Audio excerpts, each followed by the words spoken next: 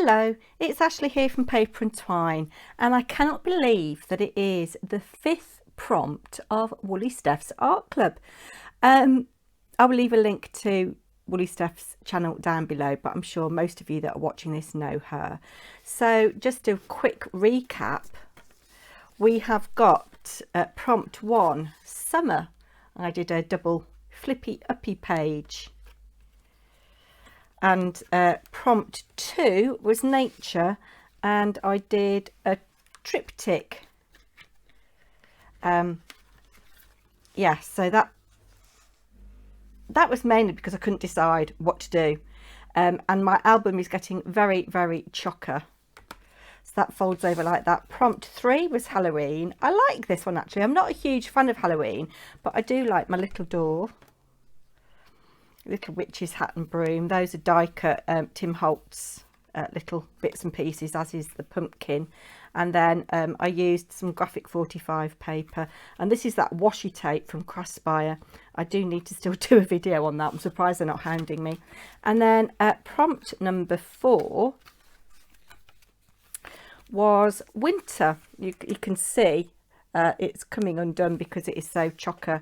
So prompt number 5 is the first one in this next signature. I've got to try and keep everything as one-dimensional as I possibly can, and at the moment I have got a blank piece of white super smooth cardstock, 3 7/8 of an inch, and I'm stumped. I don't know what to do. I have watched a few people's videos and I love what they've done, but I don't want to copy and I don't want to be cliched.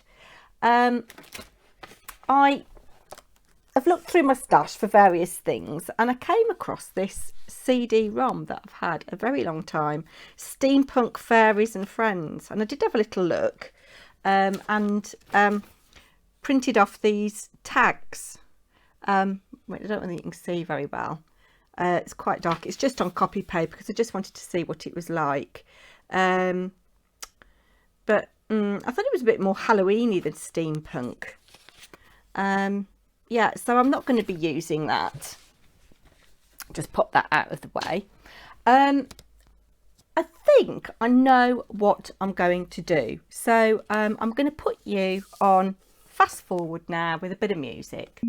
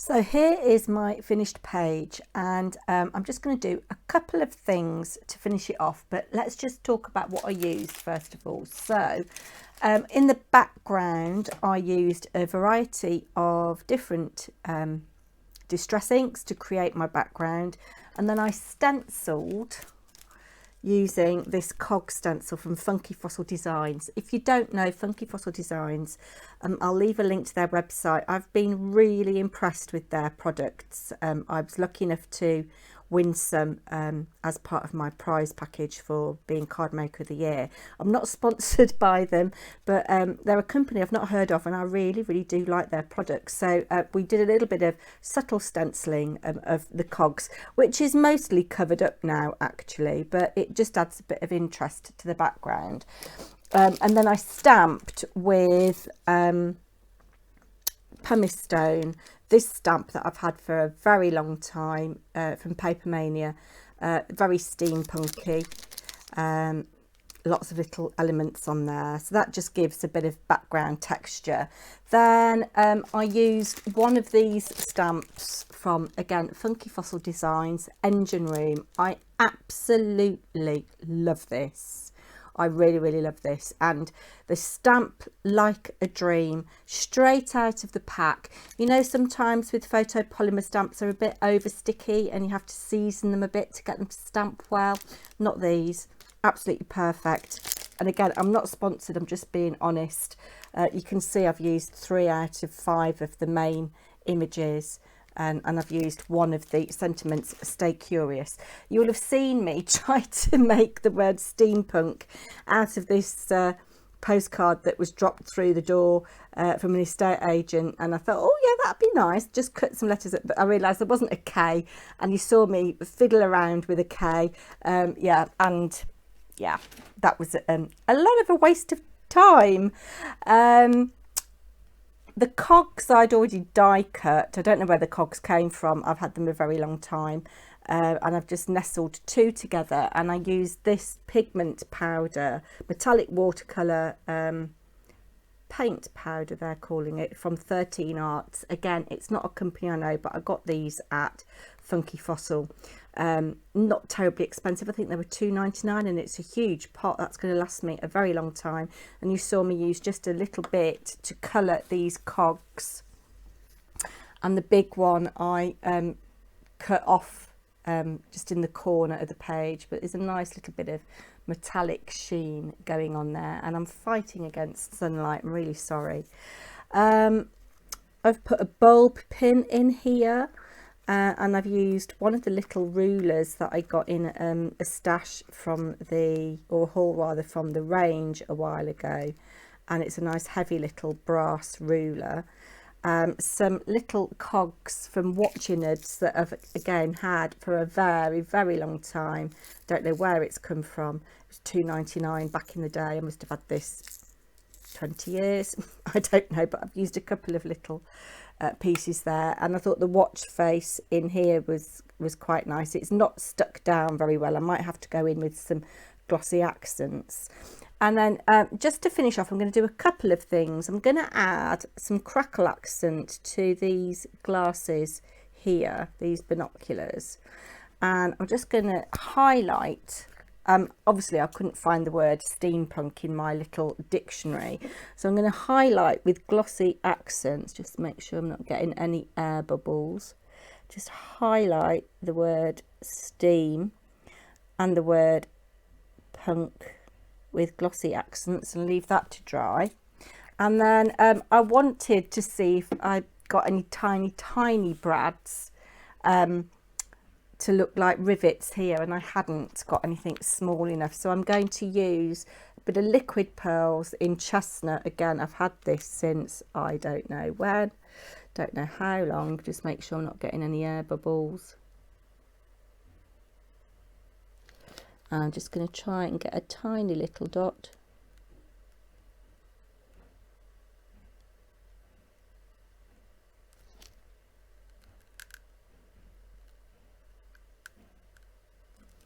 There we go.